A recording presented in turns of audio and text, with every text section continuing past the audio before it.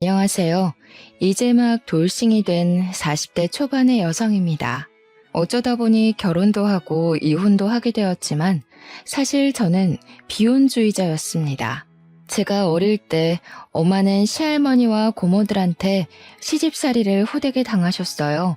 아버지는 엄마의 고통을 알아주기는커녕 고모들을 두둔하고 할머니의 편에서 오히려 더 구박하시기만 했습니다. 어린 제가 보았을 때 우리 집에서 엄마의 편이 되어주는 어른은 한 명도 없더라고요. 마음 뚫 곳 없고 누구에게 속 시원히 말도 못하고 매일 밤 남몰래 눈물을 흘리시는 엄마의 모습을 보며 저는 절대 결혼은 하지 말아야겠다고 다짐했답니다. 결혼에 대한 환상이 없어서인지 이성에 관심도 없었어요. 그래서 친구들이 멋진 선배를 쫓아다니거나 연예인을 좋아할 때 저는 문제집을 한 번 더 풀었고 책을 한 글자라도 더 봤어요. 공부만이 내가 행복해지는 길이라는 생각으로 죽자 사자 공부를 한 결과 이름만 들으면 알만한 수도권 치대를 입학하고 좋은 성적으로 졸업했습니다. 그 후 선배가 운영하는 치과에서 페이 닥터로 몇 년을 근무하다가 부모님께 도움을 받아 30살에 제 이름을 걸고 저의 치과를 개업하게 되었어요. 처음에는 사람들이 많이 찾아오지 않았지만 양심적으로 운영하고 겁 많은 아이들도 편하게 진료를 받을 수 있도록 환경을 마련해주니 점점 입소문이 나기 시작하여 개원한 지 1년 만에 부모님께 빌린 돈을 갚고 서울의 투룸 아파트를 얻을 정도의 순이익이 나왔답니다. 고등학교 동창들은 회사도 구하지 못해 힘들어하는데 저는 치과가 잘 되어 돈도 벌고 서울에 저의 집도 생기니 일하는 것이 너무 재미있더라고요. 31살부터 35살까지 일에 미쳐서 살았다고 해도 과언이 아닐 정도로 일에만 푹 빠져 살았습니다. 제가 35살이던 해의 12월 한 해를 마감하며 같이 일하는 직원들과 함께 회식을 하게 되었어요. 오랜만에 맛있는 음식도 먹고 술도 마시며 이런저런 이야기를 하는데 우리 테이블로 어떤 남성분이 오시더라고요. 알고 보니 저보다 2살 어린 직원인 이지 씨의 대학교 선배였고 이분도 회사에서 다 같이 회식을 왔다고 하였습니다. 그분은 우리 지희 잘 부탁드린다며 제게 인사한 후 자신의 자리로 돌아갔어요. 그리고 다음날 제가 출근하자마자 지희 씨가 제게 다가왔습니다. 어제 만난 선배가 저를 소개해달라고 했다며 한번 만나볼 의향이 있냐고 묻더라고요. 저는 원래 결혼할 생각이 하나도 없었기에 싫다고 거절했지만 지희 씨는 선배가 성격도 좋고 나이도 좋고 둘이 잘 어울릴 것 같다며 자꾸 만나보라고 했습니다. 직원의 성화에 못 이겨 저는 딱 밥만 먹고 오자는 생각으로 지희 씨의 선배와 주말에 만나기로 약속을 잡았어요. 그리고 주말 약속한 장소에 시간 맞춰 나가니 지희 씨의 선배가 저를 알아보고 먼저 아는 척을 했습니다.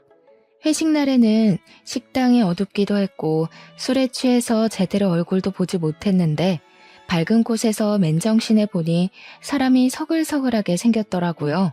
자리를 잡고 이야기를 나누는데 말도 꽤 재미있게 잘하고 무엇보다 대화가 잘 통했어요. 이분의 이름은 김진우였고 꽤 잘 나가는 기업에서 근무하고 있었고 일하다가 지금까지 결혼을 못했다고 했습니다. 그러면서 자신과 나이가 같은데 개인 병원을 차리고 있다는 게 너무 대단하고 배울 점이 많은 사람일 것 같아 꼭 만나보고 싶었다고 하더군요. 저 역시 진우 씨가 싫지는 않아 시간 가는 줄 모르고 대화를 나눴습니다. 그 후 우리는 서로의 연락처도 주고받고 다음에 만날 약속까지 정하게 되었어요. 다음 만날 날도 진우 씨는 여전히 유쾌했고 세심하게 저를 배려해주기도 하고 저의 이야기 하나하나를 놓치지 않고 경청해 주었습니다. 그런 진우 씨의 모습이 참 좋았고 진우 씨도 제가 싫지는 않았는지 거의 매일 퇴근하면 저의 치과 앞에 왔어요. 우리는 급속도로 친해졌고 만난 지 한 달 만에 스스럼 없이 반말을 주고받는 친구 사이가 되었답니다. 하루는 퇴근하고 만나서 저녁을 먹고 집에 가려는데 제게 진지하게 할 말이 있다고 하며 공원으로 데리고 가더라고요. 공원 벤치에 앉아 한참을 뜸을 들이더니 아주 조심스럽게 저와 제대로 연애해보고 싶다고 했습니다. 저는 어렵게 자신의 마음을 전하는 진우 씨에게 어린 시절 제가 본 엄마의 모습을 이야기하며 저는 결혼 생각이 없다고 했어요. 그러면서 지금 우리 나이가 적지 않으니 가벼운 연애를 할 시기는 아닌 것 같은데 결혼하기 싫은 나라도 만날 수 있겠냐고 물었습니다. 진우 씨는 자신이 싫은 것이 아니라면 평생 연애만 해도 좋다고 하며 일단 만나보자고 하더라고요. 저도 진우 씨에 대한 마음이 점점 더 커지고 있었고 당장 결혼을 하자는 것도 아니고 결혼하기 싫은 저의 마음도 충분히 이해할 수 있다길래 진우 씨의 고백을 받아들이기로 했습니다. 그 뒤로 저와 진우 씨는 1년 동안 거의 매일 만나 데이트를 즐겼답니다. 1년 동안 한 번도 우리는 다툰 적이 없었고 누구에게나 상냥하고 착한 진우 씨의 모습이 너무 좋아 보였어요. 게다가 저에게 무슨 일이라도 생기면 그게 새벽이건 언제건 항상 달려와 주었습니다. 한 번은 밤에 혼자 있는데 집에 꽤 큰 벌레가 나왔어요. 사실 제가 강아지도 무서워하고 벌레는 정말 극도로 싫어하거든요. 그래서 벌레를 잡지도 못하고 정말 무서워서 벌벌 떠는데 진우 씨한테 전화가 왔습니다. 제 목소리가 좋지 않으니 무슨 일 있냐고 묻더라고요. 그래서 집에 벌레가 나왔는데 너무 무섭다고 했더니 지금 바로 가겠다며 잠시만 기다리라고 하지 뭐예요? 그러더니 그 밤에 우리 집에 달려와서 벌레를 잡아주었습니다. 남들은 별일 아니라고 느껴질지는 모르겠으나 저는 그런 모습이 너무 듬직했고 그때 처음으로 이 사람과 결혼을 한다면 정말 행복하게 살 수 있겠다는 생각이 들었어요. 그 뒤로도 저를 먼저 위해주는 진우 씨의 소소한 행동들에 감동하여 결혼을 절대 하지 않을 것이라는 제 마음이 조금씩 변하기 시작하였고 결국 진우 씨의 집에 정식으로 인사를 드리러 가게 되었습니다. 진우 씨 집에 첫 인사를 드리러 가는 날이었어요. 저는 떨리는 마음을 붙잡고 진우 씨를 따라 집으로 들어갔습니다. 그곳에는 시부모님과 6살 어린 여동생, 그리고 2살 된 남자아이가 하나 있었어요. 진우 씨의 부모님은 늦은 나이에 짝을 만난 것이 다행이라며 저를 반겨주셨어요. 시어머니 옆에 서 있던 6살 어린 여동생은 이름이 김고은이었는데 이름처럼 참 곱게 생기고 키도 크고 연예인처럼 예뻤어요. 여동생은 자기 아들인 호진이를 소개하며 저를 위아래로 훑으며 그다지 반갑지 않다는 표정을 짓고 있었습니다. 알고 보니 여동생은 한 번 결혼을 하고 아이까지 낳았는데 피치 못할 사정으로 돌 전에 이혼했다고 하더라고요. 요새는 이혼한 것이 흠이 아니기에 정말 맞지 않는다면 이혼도 할 수 있다고 생각하면서도 한편으로는 얼마나 도대체 무슨 사정이 있길래 돌도 지나지 않은 아이를 두고 이혼을 할 수 있을까 하는 생각이 들었습니다. 피치 못할 사정이 뭔지 궁금했지만 더 물어보면 실례일 것 같아 따로 물어보지는 않았네요. 진우 씨의 부모님은 긴장하고 있는 제게 편하게 앉으라고 하시며 우리는 혼수 예물 예단 다 필요 없고 며느리 돌이고 뭐고 아무것도 바라지 않으니 그저 아이 낳고 잘 살라고만 하셨어요.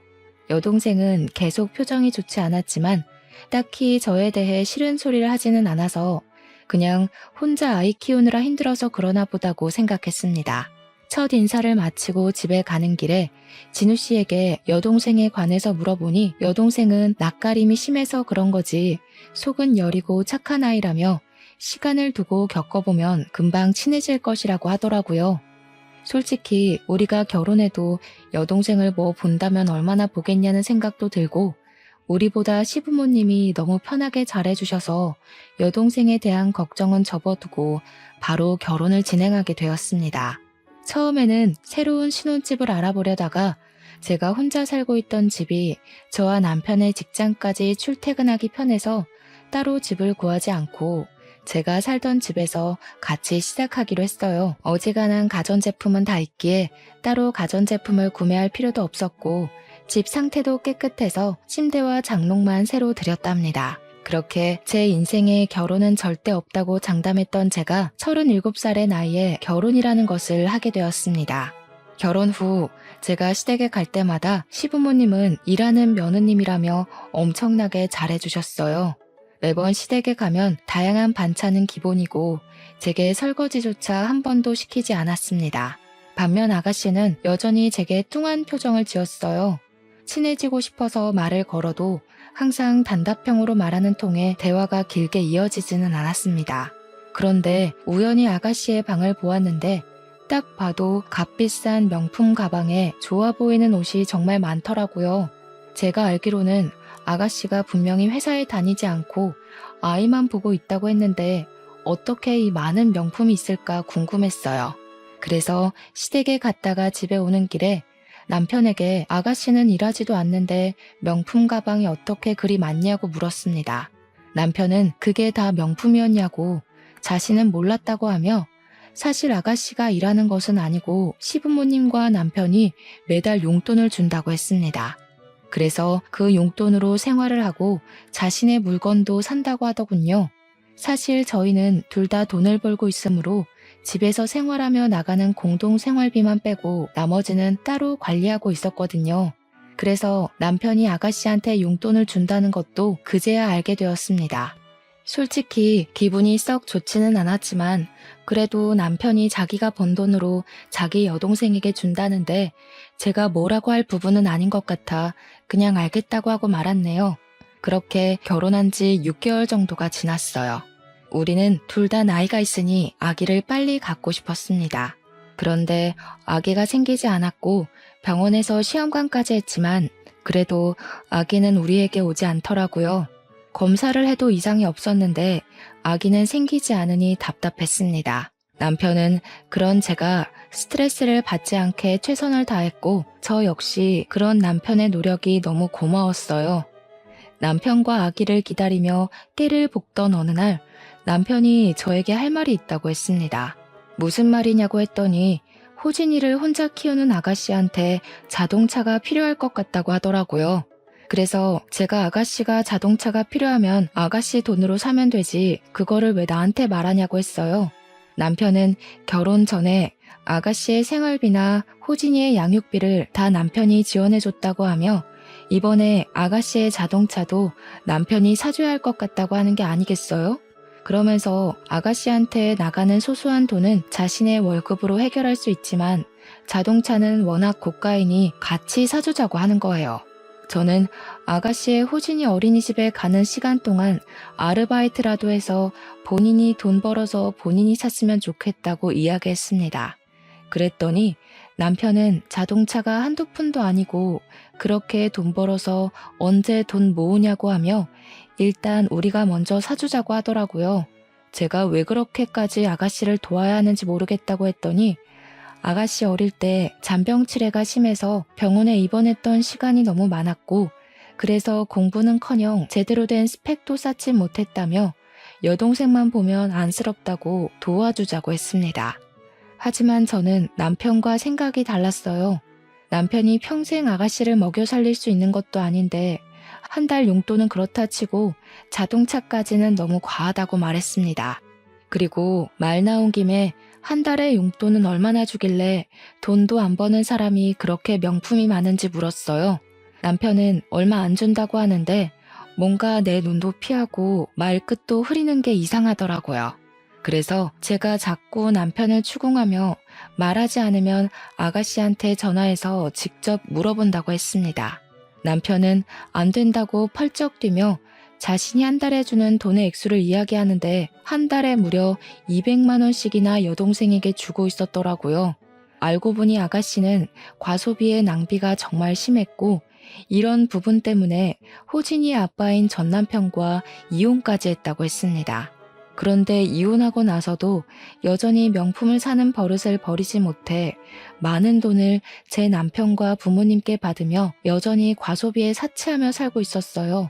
그리고 남편은 그런 동생이 그저 안쓰러워서 한 달에 200만 원을 주고 우리 부부 공동 생활비 100만 원을 내고 얼마 되지 않은 남은 돈을 자신의 몫으로 사용하고 있었답니다.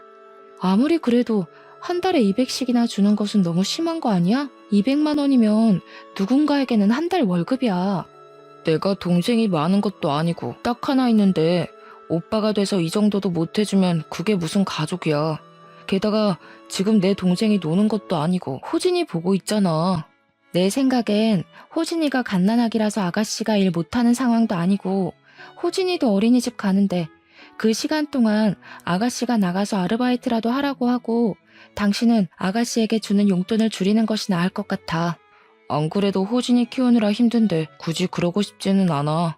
그리고 일도 한 번도 제대로 해본 적이 없어서 그렇게 하면 여동생 병원비가 더 많이 나올 거야. 그래도 아무 일도 하지 않고 200만 원이나 받는 건 좀 아니지. 그러니까 돈에 대한 개념이 없으니 명품을 쓸데없이 사는 거 아니겠어? 그게 다 낭비고 과소비야. 호진이도 있는데 이제는 그러면 안 되지. 그 용돈 좀 줄이고 우리의 미래를 위해 저축하자. 그래도 그동안 200만 원씩 줬는데 어떻게 단칼에 줄이냐? 진짜 인정머리 없다. 너 생각이 정 그렇다면 네가 번 돈으로 아가씨한테 돈을 200을 주든 300을 주든 내가 상관하지 않을게. 다만 공동 생활비를 못 낼 정도가 되거나 나에게 아가씨에 대한 어떤 지원을 바라지는 마. 그리고 아가씨한테 자동차를 사주는 것은 절대 안 돼. 이렇게 이 이야기는 마무리되었다고 생각하고 다음날 평소와 같이 남편은 남편 직장으로 저는 치과로 출근을 했습니다. 출근해서 일하다가 잠시 쉬는데 시어머니가 아가씨 자동차 한 대 뽑게 도와달라며 전화가 왔어요. 저는 죄송하지만 아가씨가 미성년자도 아니고 호진이도 있는데 이제는 본인의 앞가림은 본인이 알아서 해야 할 것 같다고 이야기했습니다. 그랬더니 시어머니는 제 말에 버럭 화를 내시더라고요. 너는 잘 살면서 하나뿐인 네 신우인데 그런 신우한테 차 한 대 뽑아주지도 못하니? 넌 신우를 가족으로 생각은 하니? 막말로 너 동생이 만약에 이런 상황이라도 차 안 뽑아줄 거야? 제 동생이어도 이렇게 차를 뽑아주지는 못할 것 같네요. 차라리 일하라고 일자리를 소개해줄지언정 돈을 주며 차 뽑으라고 얘기하지는 못할 것 같아요. 이런 말씀드리기 주제넘지만 아가씨한테 시부모님께서 돈을 주신다고 들었는데 그렇게 돈을 주시지 마시고 차라리 일할 기회를 마련해 주세요. 시부모님 남편이 언제까지 아가씨 먹여 살릴 수도 없지 않나요? 물고기를 직접 주는 것이 아니라 물고기 잡는 방법을 알려주어야죠. 그럼 잘난 네가 고은이 일자리 좀 소개해 주렴? 아니지. 차라리 네가 일하는 그 치과에서 고은이 일할 수 있게 자리 좀 마련해 줘. 그럼 그런 줄로 알고 끊는다.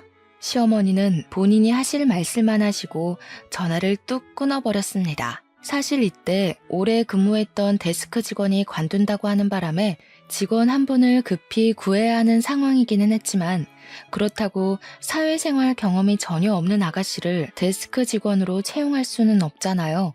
그래서 어머니의 말씀은 깊이 생각하지 않고 그냥 경력직 직원을 새로 구하기로 했습니다. 그런데 다음날 출근했는데 아가씨가 치과에 있는 거 아니겠어요? 엄마한테 들었다며 여기서 오늘부터 일하라고 했다는 거예요. 관둔다는 직원도 드디어 인수인계하고 나갈 수 있냐며 좋아하고 다른 직원들도 다들 반기는 분위기길래 어쩔 수 없이 아가씨를 채용했습니다. 아가씨가 출근한 지 2주일 정도가 지났어요. 제 걱정과는 달리 생각보다 일을 잘하고 직원들과도 잘 지내 보였습니다. 하루는 치과 모든 업무를 마치고 정리하는데 아가씨가 출퇴근하기 너무 힘들다며 우리 집에서 살겠다고 하더라고요. 작은 방 하나가 빈 방이기는 했지만 그래도 아가씨와 같이 살고 싶지는 않았습니다. 그래서 고민 좀 해봐야겠다고 했는데 아가씨가 그 자리에서 남편에게 바로 전화하더라고요. 남편과 아가씨가 통화하더니 저의 생각은 묻지도 않고 우리 집에서 살기로 했다며 바로 짐을 챙겨서 오겠다고 했습니다. 그럼 호진이는 어떻게 할 것이냐고 하니 어차피 호진이가 어린이집에 다니고 지금도 시어머니가 혼자 다 보셔서 자신이 우리 집에서 살아도 별 문제 없을 것이라고 하더라고요. 그래도 아이는 엄마와 함께 있는 것이 더 좋지 않겠느냐고 하니 뭘 자꾸 그리 남의 자식 걱정하냐며 도리어 화를 내는 게 아니겠어요? 그러면서 얼른 집에 가서 짐을 가지고 와서 우리 집으로 가겠다고 했습니다. 저는 퇴근을 하며 남편에게 전화해서 왜 아가씨를 우리 집에서 살자고 했냐고 뭐라고 했어요. 남편은 제 속도 모르고 고은이가 집이 구해질 때까지만 같이 살자는 것이 그렇게 어려운 일이냐며 저를 냉정한 사람 취급을 했습니다. 우리는 퇴근하고 집에 와서도 아가씨 때문에 계속 싸우고 있었어요. 그렇게 싸우는데 아가씨가 자신의 일주일 짐을 챙겨서 우리 집 문을 두드리더라고요. 이미 온 아가씨를 이 밤에 내보낼 수도 없어 어쩔 수 없이 작은 방을 내주었네요. 이렇게 아가씨와 남편, 나 셋이 불편한 동거가 시작되었습니다. 아가씨는 우리 집에서 정말 아무 일도 하지 않으려 했어요. 퇴근하고 집에 오면 솔직히 저도 너무 피곤한데 자신도 피곤하다며 저에게 밥을 맡겨놓은 사람처럼 밥을 달라고 했습니다. 처음에는 오랫동안 살 사람도 아니고 원래 먹던 저녁밥에 숟가락 하나 놓는 것이 먹으리 어렵나 싶어 밥을 차려줬는데 언제부턴가 당연히 제가 밥을 차리는 사람처럼 되어버리니 화가 나더라고요. 그래서 아가씨한테 본인 밥은 본인이 차려서 먹으라고 했더니 시어머니한테 바로 전화를 해서 제가 한 말을 그대로 전하는 거 있죠. 그리고 잠시 뒤에 시어머니한테 전화가 왔습니다. 너는 애한테 밥 한 번 주는 게 뭐 그리 어렵다고 그리 생색내니? 밥 좀 제대로 차려줘. 그리고 너 아침마다 우리 진우하고 고은이 굶기고 출근한다며? 아침에 밥을 든든히 먹어야 가서 일도 열심히 하지.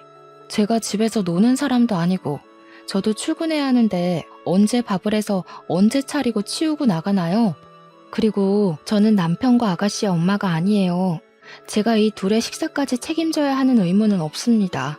저는 당신의 자식들 밥상을 제게 당당히 요구하는 시어머니한테 제가 할 말을 다 하고 끊어버렸습니다. 그런데 옆에서 가만히 듣고 있던 아가씨가 제게 화를 내더라고요. 새언니, 지금 시어머니한테 무슨 말버릇이에요? 며느리가 시어머니한테 그딴 식으로 말해도 돼요? 왜요? 며느리는 뭐 말도 못해요? 며느리는 시어머니한테 말하지 말라는 법이라도 있어요? 아가씨와 제가 큰 소리를 내며 싸우는데 남편이 퇴근하고 들어오더라고요. 저는 이런 상황에서 솔직히 남편이 저의 편이 될 줄 알았습니다. 그런데 아가씨의 편을 들며 무조건 내가 잘못했다고 하더라고요. 정말 속상해서 미칠 노릇이었죠. 그 뒤로 아가씨는 제가 남편에게 퇴근 후 청소를 시키거나 설거지를 시키면 항상 오빠 시킨다고 뭐라고 했습니다. 그런 뒤 시어머니한테 전화했고 시어머니는 바로 저한테 전화해서 우리 아들에게 집안일 시키지 말라고 엄포를 놓으셨습니다. 제가 너무 화가 나서 전화를 받지 않으면 아가씨한테 전화해서 저한테 바꿔주라고까지 하며 저를 구박했답니다. 정말 시어머니와 아가씨는 저를 못 잡아먹어서 안달이었고 저는 제 집에 있지만 하루도 마음 편히 쉴 수가 없었습니다. 이렇게 스트레스를 받아서인지 아기도 생기지 않더라고요.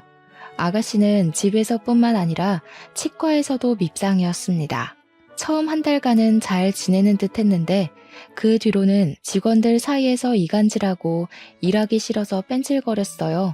아가씨가 하지 못한 일들은 다 다른 직원들의 몫이었고 다른 직원들도 아가씨에 대한 불만이 매우 컸답니다. 심지어 개원할 때부터 있던 직원들이 아가씨가 나가지 않으면 자신들이 나가겠다고까지 했어요. 저는 이런 상황을 보고만 있을 수 없었습니다. 아가씨한테 다들 불만이니 여기서 나가라고 했어요. 그랬더니 아가씨는 못 나가겠다고 하며 또 시어머니한테 전화하더라고요. 저는 아가씨가 시어머니와 통화하는 동안 지금까지 일한 급여를 계산했습니다. 그리고 아가씨의 통화가 끝나자마자 계산된 급여를 주고 지금부터는 여기서 일해도 돈을 한 푼도 주지 않을 것이라고 했어요. 아가씨는 저한테 진짜 더럽고 치사해서 나간다고 하고 나갔습니다. 그리고 그날 밤 저는 집에 아가씨가 없을 줄 알았는데 아가씨가 시모와 함께 있었어요. 시모는 회사에서 제가 쫓아냈으니 제가 아가씨에게 생활비를 줘야 한다는 헛소리를 하시더라고요. 아가씨가 일 잘하고 했으면 제가 쫓아냈겠어요? 다른 직원들에게 피해주고 심지어 개원할 때부터 있던 오래된 직원들이 아가씨 때문에 일을 못하겠다고 하더라고요. 그리고 아가씨의 생활비를 제게 맡겨둔 것도 아니고 저와 남편이 아가씨를 낳은 것도 아닌데 왜 자꾸 저희한테 아가씨의 생활비를 저한테 찾는지 모르겠어요. 그래도 남편의 동생이고 가족인데 당연히 서로 돕고 해야지. 하나뿐인 신우가 남편도 없이 자기 혼자 아이 키우며 돈 벌겠다고 하는데 안쓰럽지도 않냐? 독한 년. 네, 저 원래 독종이에요. 그리고 이제 치과에서 일도 안 하니 집에서 나가세요. 저는 우리 집에서 이렇게 살 이유 없고 호진이도 봐야 하지 않겠어요? 호진이는 나 혼자 충분히 잘 보살피고 있으니 걱정하지 말고 고은이가 일을 구해 자리 잡을 때까지 네가 도와. 알겠니? 저는 어머니의 뻔뻔한 요구에 정말 황당해서 말이 다 나오지 않았습니다. 시어머니는 그러고 나가버리시고 저는 아가씨와 더 말할 기운이 없어서 그냥 방에 들어가 버렸네요. 다음 날 아가씨는 여전히 집에 있고 저 혼자 치과로 출근했습니다. 그런데 치과에 웬 남성분이 아가씨를 찾더라고요. 무슨 일이냐고 묻고 사연을 들어보니 정말 가관이었습니다. 아가씨는 치과에서 일하면서 이분을 몰래 만났던 거예요. 어차피 아가씨도 지금은 혼자이니 남자를 만나는 것 자체는 괜찮은데 문제는 이분한테 결혼할 것처럼 만나면서 1,000만 원을 빌렸대요. 그런데 어제부터 연락이 되지 않아 불안한 마음에 무턱대고 찾아왔다고 해요. 저는 이분께 혹시 아가씨가 결혼도 했었고 아이가 있는 건 아시냐고 물었습니다. 당연히 이분은 모르셨고 정말 아가씨와 결혼을 할 것으로 생각해서 1,000만 원이라는 거금을 빌려줬다고 하시더라고요. 저는 일단 우리 집 주소를 알려주고 집에 아가씨가 있으니 찾아가 보라고 했습니다. 그분은 제게 고맙다고 인사하며 바로 우리 집으로 가셨어요. 1시간 정도 후 아가씨한테 전화가 왔습니다. 자신이 돈을 갚으려고 했는데 왜 집을 알려줬냐고 하며 자신이 이 남자에게 무슨 일이라도 당했으면 어쩌려고 했냐며 뭐라고 하더라고요. 그러면서 이제 우리 집에서 나와 시댁으로 가겠다는 거예요. 저는 골칫덩어리였던 아가씨가 집에서 나간다고 하니 너무 좋았습니다. 오늘은 오랜만에 편하게 쉴 수 있겠다는 행복한 마음으로 열심히 일하고 퇴근했답니다. 퇴근하고 잠시 쉬고 있으니 남편이 집에 들어왔는데 저를 보자마자 화를 내더라고요. 고은이한테 다 들었어. 혹시라도 그 사람이 나쁜 마음 먹고 고은이를 협박이라도 했으면 어쩔 뻔했어? 진짜 대단한 남매다. 어떻게 아가씨가 결혼할 것처럼 사기를 치고 돈까지 빌리는 잘못을 저질렀는데 아가씨를 두두네? 아가씨의 죄를 덮어주는 건 아가씨를 위한 길이 아니라 망치는 길이야. 그리고 이제 아가씨가 미성년자도 아닌 성인인데 본인이 알아서 살 수 있게 좀 둬. 그날 남편과 저는 대판 싸웠고 그 뒤로 일주일간 말도 하지 않았습니다. 그렇게 일주일이 흘렀어요. 저번에 왔던 남성분이 또 와서는 돈을 분명히 일주일 내로 갚겠다고 했는데 갚지 않고 연락이 되지 않는다고 했습니다. 저는 이번엔 시댁 주소를 알려줬어요. 그분은 바로 시댁을 향했고 2시간 정도 후에 시어머니한테 전화가 왔습니다. 제가 전화를 받자마자 어떻게 우리 집을 알려줄 생각을 하냐며 소리를 고래고래 지르시더라고요. 남의 돈을 빌렸으면 갚는 것이 당연한 거예요. 오죽 답답하면 그분이 저한테 2번이나 찾아와서 연락할 방법을 알려달라고 했겠어요. 어머니, 그리고 이거는 엄연히 아가씨의 잘못이에요. 덮어준다고 다 해결될 일이 아니라고요. 어디서 며느리 따위가 시모한테 이래라 저래라야? 지금 그래서 네가 잘했다는 거야? 반성의 기미는 하나도 없고 그깟 1,000만 원 해봤자 얼마나 한다고. 너는 그리고 새언니가 돼서 그 1,000만 원 갚아주지도 못하니? 그깟 1,000만 원이요? 제가 1,000만 원을 갚을 수 있는 능력이 된다 해도 그 돈을 제가 왜 대신 갚아야 하나요? 아가씨는 어머니의 딸이지 제 딸이 아닙니다. 자꾸 착각하시는 것 같아요. 저 이제 환자분 오셔서 끊습니다. 시어머니는 이날 이후로 제게 연락을 하시지 않았고 저는 아주 편했습니다. 하지만 남편은 꾸준히 연락도 하고 여전히 아가씨한테 돈도 보내주는 것 같았어요. 그래도 부부 공동 생활비는 꾸준히 냈기에 그냥 그러려니 했습니다. 그렇게 몇 개월이 지났어요. 남편이 아가씨에게 결혼할 남자가 생겼는데 직업이 변호사래요. 그런데 남편이 호진이를 우리의 아이로 하자고 하는 거예요. 저는 그게 무슨 소리냐고 했더니 사실 결혼할 사람한테 아가씨가 이미 한 번 결혼도 했고 호진이의 존재를 처음에 이야기하지 않았대요. 지금 잘 되는 마당에 아이가 있다고 하면 결혼을 취소할 것 같다면서 마침 우리는 아이도 없고 능력도 되니 호진이를 우리 아이처럼 키우자는 게 아니겠어요? 나는 내 아이를 바란 거지 아무 아이나 바라는 게 아니야. 그리고 이건 사기 결혼이야. 절대 못해. 아무 아이라니? 내 동생 아이가 아무 아이야? 어차피 핏줄도 섞여 있는데 그게 왜 안 될 일이야? 그냥 좀 따지지 말고 그냥 하라는 대로 하면 안 돼? 그럼 아가씨가 사기 결혼을 한다는데 오빠라는 사람이 그냥 가만히 보고 있겠다는 거야? 이거 지금 나만 이해 안 되는 거니? 옛날엔 다들 이러고도 잘만 살았어. 그냥 하자는 대로 해. 이번 주 상견례 때 호진이를 우리 아들로 이야기할 거니까 그렇게 알고 있어. 상견례 자리에서 입도 뻥긋거리지 마. 그럼 바로 이혼이야. 그래. 안 그래도 예전부터 아가씨 때문에 정말 힘들었는데 차라리 갈라서자. 아이도 없고 같이 산 날도 얼마 되지 않으니 충분히 가능하겠네. 이혼해. 저와 남편은 이혼까지 언급하며 싸우고 팽팽한 의견 대립을 마무리 짓지 못한 채 싸움이 끝났습니다. 다음 날 퇴근 후 저는 정말 이혼 서류를 작성해서 남편을 기다렸어요. 남편은 이혼 서류를 보며 어제 한번 그렇게 싸운 것 가지고 무슨 이혼 서류까지 내미냐며 이혼을 못하겠다고 하더라고요. 그러면서 그냥 방으로 들어가는데 저는 이미 남편에 대한 신뢰를 잃어서 더는 남편과 함께 살 마음이 없었습니다. 그래서 이혼 전문 변호사를 찾아 알아보고 이혼 상담 예약을 잡았어요. 상담을 해보니 남편이 합의를 해주지 않는다면 이혼 소송까지 가도 불리할 수 있다면서 확실히 제가 시어머니와 시누이한테 당했고 남편은 가만히 있던 증거를 잡아야 한다고 했습니다. 일단 이제부턴 시어머니와 시누이의 모든 말을 녹음해야겠다고 생각했네요. 그리고 그 주 주말 상견례 자리에 일단 갔습니다. 상견례에서 아가씨의 예비 남편이 들어왔는데 같은 대학교 동창 김성근인 거예요. 제가 성근이의 이름을 부르며 반갑게 인사를 하니 시댁 식구들은 다들 아는 사이냐고 묻더라고요. 그래서 제 대학교 동창이라고 이야기했습니다. 아가씨는 살짝 불안한 표정을 짓고 있었고 그런 표정을 보며 나는 이 결혼 절대 못하게 막아야겠다는 생각을 했어요.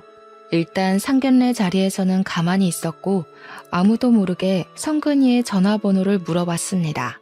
그리고 다음날 성근이에게 연락해서 아가씨에 대해서 할 말이 있으니 잠깐 보자고 했어요. 카페에서 성근이를 만나 사실 아가씨는 이미 한 번 결혼을 다녀왔고 어린 아들도 있다고 이야기했습니다. 역시 성근이는 전혀 몰랐다고 하며 결혼은 아무래도 생각해봐야겠다고 하더라고요. 그래서 솔직히 친구로서 나는 이 결혼 반대한다고 하며 이전에 우리 치과에서 일할 때 돈을 빌린 이야기, 지금까지 마땅한 직업도 없이 시부모님과 남편에게 돈을 받으며 살고 있다는 이야기, 그리고 상견례 전에는 그 아들을 내 아들처럼 위장하라고 했던 것까지 다 말했습니다. 성근이는 전형적인 꽃뱀이라며 가만두지 않겠다고 하며 제게 그런 시누이를 둬서 힘들겠다고 하더라고요. 그래서 제가 지금 이혼하려 하는데 남편이 이혼을 해주지 않아 소송할 것이라고 했어요.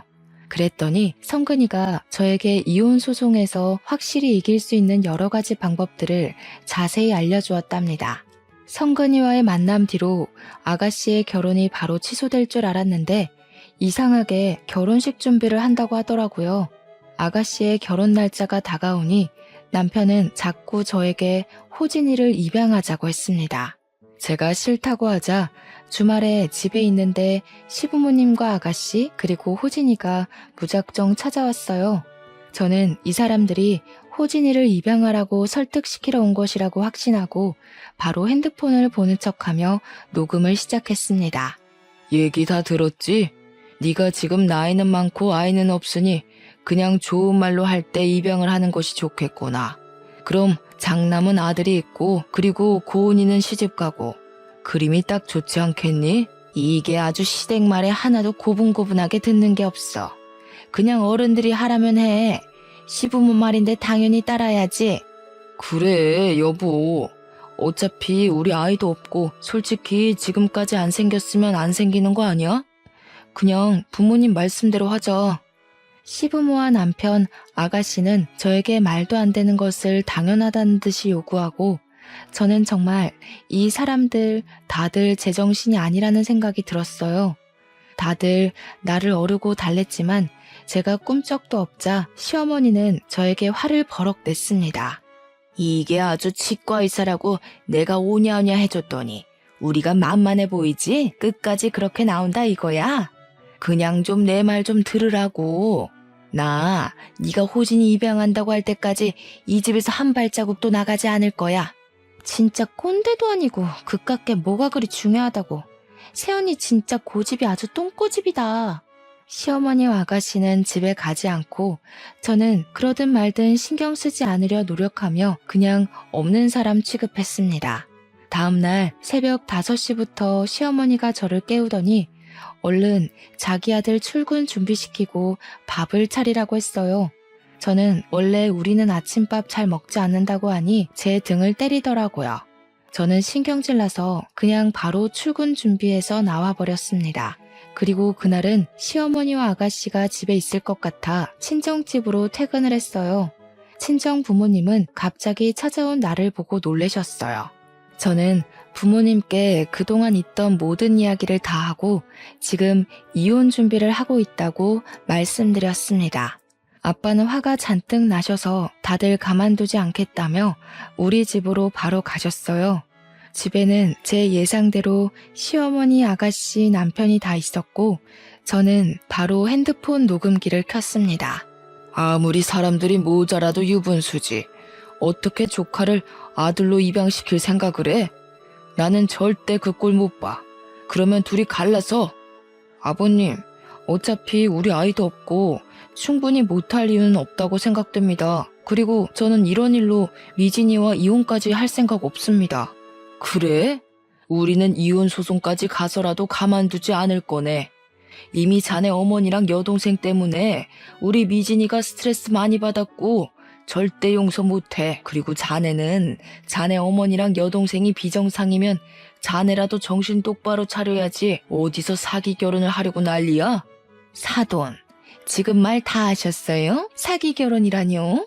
둘이 서로 좋아 죽어서 그냥 과거를 말 안 한 것뿐인데 이게 어떻게 사기 결혼이에요? 그리고 그쪽도 아들 원하시잖아요. 고은이한테는 아들이 필요 없고 그쪽은 아들이 필요하니 고은이의 아들을 당신 딸의 아들로 넘기겠다는데 그게 그렇게 못할 짓이에요? 애가 무슨 물건입니까? 그리고 그쪽에서 생긴 아이는 그쪽에서 키워야지. 왜 그 아이를 우리 딸에게 넘깁니까? 나는 절대로 이거 가만두지 않을 겁니다. 아시겠어요? 미진이 전현이 성격이 지랄맞은 게 제 아빠 꼭 빼다 닮았구먼. 우리 고은이 피곤해서 쉬어야 하니까 나가요, 나가. 여기 제 명의의 제 집입니다. 나가시려면 그쪽이 다 나가셔야죠. 잘 됐네요. 이참에 저 정말 이혼합니다. 더는 이런 사람들 가족으로 못 두겠네요. 기간이 1년이 걸리든 그 이상이 걸리든 저 소송을 해서라도 기필코 이혼할 겁니다. 다들 나가세요. 지금 나가지 않으면 경찰을 불러서라도 끌어내겠습니다. 나가지 않겠다고 꿈쩍도 하지 않던 시어머니와 아가씨는 제가 경찰에 정말 신고할 것처럼 하자 그제야 나가셨습니다. 남편은 저에게 정말 너무한다고 어떻게 사람이 이렇게 매정하냐고 하더라고요. 제가 그럼 서로 이런 꼴 보지 않게 이혼하자니까 남편은 이혼 서류에 도장은 못 찍겠다고 버텼어요. 그 뒤로 저와 남편은 정말 남보다도 못한 사이가 되어 집에서 동거인처럼 생활했답니다. 그리고 아가씨의 결혼식 일주일 전이 되었습니다. 성근이가 제게 전화해서는 아가씨의 과거 행적에 대한 증거가 있으면 다 달라고 하더군요. 그런데 당장은 호진이를 입양하라고 말하는 시부모와 아가씨의 녹음 파일 말고는 없었어요. 그래서 저와 성근이는 이전에 아가씨가 치과에서 근무했을 때 돈을 빌려갔던 분께 잠깐 만나자고 연락했습니다. 그리고 그분께 현재 상황을 설명하며 그때 무슨 일이 있었는지 상세히 말해달라고 했어요. 그분은 당한 것이 아직도 분하다며 감사하게도 우리의 요청에 응해주셨고 우리는 그분의 증언을 하나도 빠짐없이 녹음했습니다. 성근이에게 이것들로 무엇을 할 것이냐고 물으니 결혼식 날 오면 안다는 말을 했습니다. 그리고 대망의 결혼식 날 일단 남편한테 먼저 가라고 한 후 그리고 시간 맞춰 결혼식장으로 향했습니다. 아가씨는 아주 화려한 드레스를 입고 세상 밝은 표정으로 신부 입장을 했어요. 아가씨가 버진로드 중간쯤에 다다랐을 때 노래가 꺼지더니 시부모와 아가씨가 호진이를 제 아들로 입양하라고 했던 음성이 나왔습니다. 이어서 아가씨가 돈을 빌렸던 분의 음성이 나왔어요. 결혼식장은 술렁이기 시작했고 시어머니는 저에게 달려와 제 머리채를 잡았고 시아버지는 제게 욕을 했습니다. 아가씨는 화려한 드레스를 입고 그 자리에 주저앉아 엉엉 울더라고요. 결국 아가씨의 결혼식은 욕설과 대성통곡으로 마쳐졌습니다. 그리고 그날 밤 저는 저의 집으로 먼저 갔고 남편은 시댁에 시부모님과 아가씨를 모셔다 드리고 들어오려고 했어요. 하지만 제가 결혼식 전에 비밀번호를 바꿔놔서 남편이 들어오지 못했습니다. 저는 남편의 모든 짐을 다 싸서 집 밖으로 던져버리며 여기는 내 집이니까 나가라고 했어요. 남편은 한동안 난리를 치다가 시댁으로 가버리더라고요. 저는 그동안 모은 증거들 그리고 하객들이 찍은 제 머리채 잡힌 영상까지 모두 다 들고 이혼 전문 변호사를 찾아가서 이혼 소송을 했어요. 처음에는 이혼을 안 해준다고 난리치던 남편도 결국 합의 이혼을 해주면서 저의 결혼 생활은 마침내 끝이 났습니다.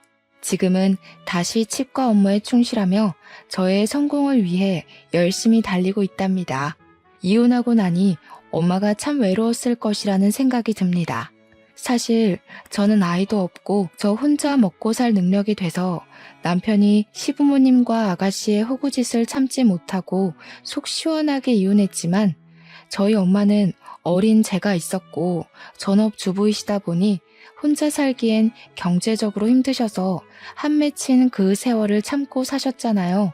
그동안 얼마나 엄마의 속이 문드러졌을지 생각만 해도 가슴이 아픕니다. 그래도 어머니는 제 앞에서 아버지나 친척들에 대한 나쁜 말 하나 하지 않으시고 저를 항상 사랑으로 대해주셨어요. 그런 엄마가 있었기에 제가 마음 편히 공부할 수 있었고 그래서 이렇게 적어도 제 밥벌이는 할 능력을 갖출 수 있었던 것 같습니다.